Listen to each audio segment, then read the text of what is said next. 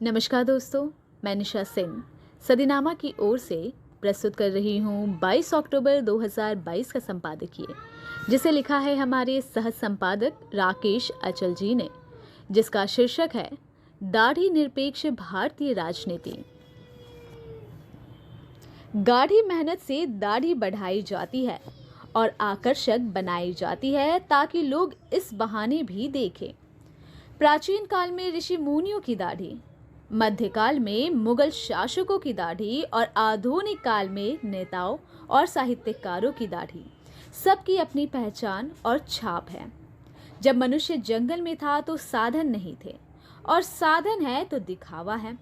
नेताओं और साहित्यकारों की दाढ़ी सबकी अपनी अपनी रुतबा भी है। तो आइए देर ना करते हुए शुरुआत करते हैं अपने आज के संपादकीय की, जिसका शीर्षक है दाढ़ी निरपेक्ष भारतीय राजनीति। भारतीय जनमानस में दाढ़ी को लेकर अजीब मान्यताएं हैं, मुहावरे हैं, कहावतें हैं। दाढ़ी पुरुष प्रधान समाज में पहचान भी है और विशेषण भी, संज्ञा, सर्वनाम और क्रिया भी। दुनिया के हर हिस्से में दाढ़ी रखने, पालने, पोसने की रिवायतें हैं, लेकिन मैं अपनी बात भारत तक ही सीमित रखना चाहता हूँ।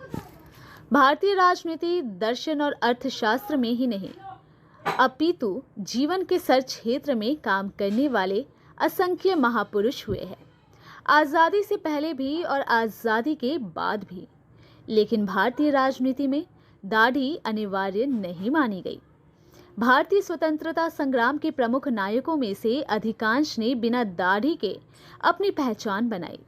महात्मा गांधी से लेकर जवाहरलाल नेहरू, नेताजी सुभाष चंद्र बोस, राम मनोहर लोहिया, वामपंथी नबूदरीपाद भी बिना दाढ़ी के हमारे हीरो रहे हैं। कलिकाल में लोग अगर चेहरे पर दाढ़ी नहीं उगा पाते तो उनकी दाढ़ियां पेट में उगाती है। ऐसे लोगों को बेहद उलझन वाला माना जाता है। मेरे जैसे अनेक मालूम और नामालूम लोग दाढ़ी नहीं रखते। कुछ के साथ अनुसार दाढ़ी घनी न आए तो दाढ़ी रखनी ही नहीं चाहिए। कुछ मानते हैं कि दाढ़ी में तिनके फंस जाते हैं। ये समस्या चौर्य क्रम करने वालों को अक्सर आती है। मेरी अपनी मान्यता है कि दाढ़ी वसुधैव कुटुंबकम की असली पहचान है। दुनिया का कोई भी धर्म हो, उसने दाढ़ी को मान्यता दी। दाढ़ी दुनिया की हर व्यवस्था, हर बात से ऊपर है। दाढ़ी पुरुषों को ही नहीं, महिलाओं को दीवाना बनाती है। हीरो हीरा लाल की दाढ़ी जैसी पति हर युवती की पहली पसंद है, क्योंकि पुरुष की जेब और दाढ़ी में उंगलियां घुमाने का जो मज़ा है वो और कहीं नहीं है। भारत में वापस आइए। हमारे नेता भी दाढ़ी के खिलाफ कभी नहीं रहे। दक्षिणपंथी हो या वामपंथी, समाजवादी हो या झाड़ूवादी, सब दाढ़ी पर लट्टू हैं। भारत में पहले दाढ़ी वाले प्रधानमंत्री होने का गौरव इंद्र कुमार गुजराल को है। वे फ्रेंच कट दाढ़ी रखते थे। फ्रेंच कट दाढ़ी को लोक भाषा में तुक्की कहा जाता है। चंद्रशेखर की दाढ़ी खिचड़ी दाढ़ी कही जाती थी। दरअसल दाढ़ी रखना, पालना, पोषना एक कला है, हुनर है, फन है। कविवर रविंद्रनाथ टैगोर की दाढ़ी आपने तस्वीरों में देखी होगी, कितनी लंबी और सलोनी होती थी। आसाराम बापू हो या राम रहीम, सब के सब दाढ़ी के दीवाने रहे। इन दाढ़ी वालों को शायद दाढ़ी की वजह से ही जेलों में सड़ना पड़ रहा है। बहरहाल हमारे मौजूदा प्रधानमंत्री माननीय नरेंद्र मोदी और कांग्रेस के नेता राहुल गांधी भी दाढ़ी के अखंड प्रेमी हैं।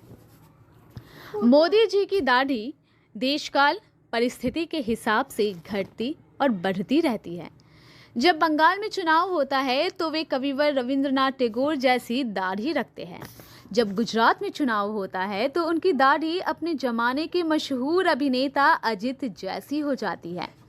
आजकल भारत जोड़ो यात्रा पर निकले राहुल गांधी की दाढ़ी भी तेजी से बढ़ रही है।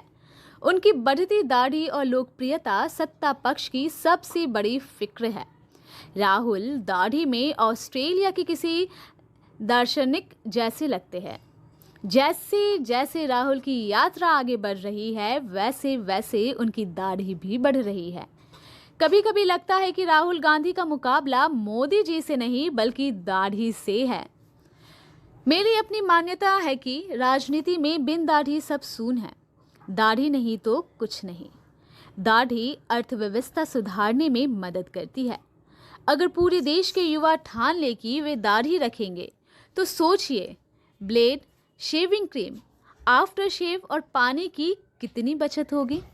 बिना दाढ़ी के संत लगने वाले राहुल गांधी भी भाजपा को पप्पू दिखाई देने लगते हैं, भले ही वे पप्पू हो या ना हो। भगवान की कृपा है, महती कृपा है कि उन्होंने दाढ़ी केवल पुरुषों को मुहैया कराई।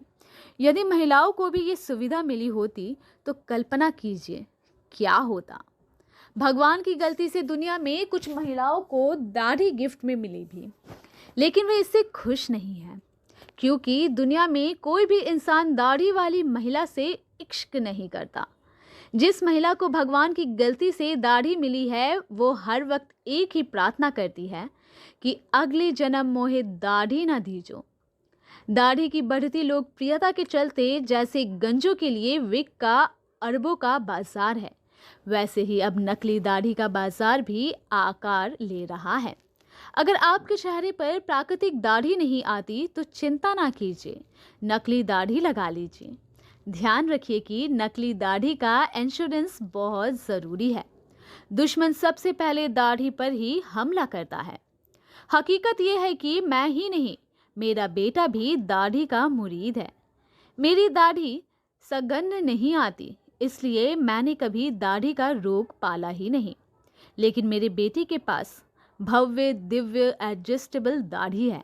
मुझे बेटे के साथ उसकी खूबसूरत दाढ़ी पर भी गर्व है। मेरा एक ही निवेदन है कि जनता अपने भविष्य का फैसला दाढ़ियाँ देखकर ना करे। दाढ़ियाँ अक्सर किस्मत की तरह धोखा दे जाती है, इसलिए सावधान, दाढ़ियों से सावधान।